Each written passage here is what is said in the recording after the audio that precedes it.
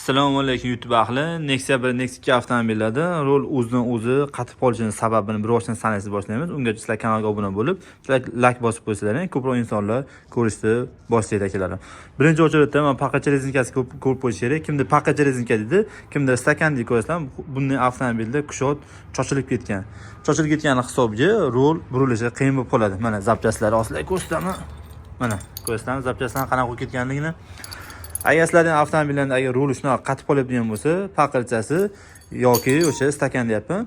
Keyin har zamonda bo'lsa ham gidrolikani yog'i qarab qo'yasiz. Gidrolikani yog'i kamayib qolgan bo'lsa ham engine nagruzi kelib rulni burilishi qiyinlashib bo'ladi. Keyin rulokan ichi chervakdan bo'lib qolishi ham mumkin va enginedan bo'ladi. Kam holatlarda bo'ladi. Agar mabodo granata pininglarni teshilib qolsa, granata ichiga so'kirsa ham rul qaysi tomonga sal burilishi qiyin bo'lib qoladi. Juda ko'p injiq shopir akalarimiz bor. Sal avtomobilga nomiga qaytada defekt bo'lsa sal seziladi. Bu avtomobilimizdan xudo xolasa amazatlarni kuchaytirgan plus qilib beramiz va chashkalarni ko'ringlar mana.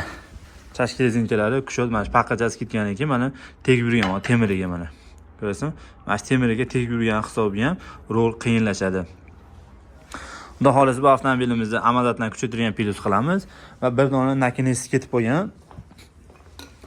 Bir dona nakinesiga qo'yib beramiz. Mush rezinkasi ketib qo'ygan ekan. Mush rezinka ham tiqilab yuradi-yu. Mush rezinkalarni qo'yamiz, supportlar ovozini yo'qotamiz va bitta jem paqqachasini ustunovka qilib beramiz. Iloji boricha jem qo'yganlaring yaxshi, chunki agar xito qilib qo'ysalaring hech qancha xizmat qilib bermaysizlarga.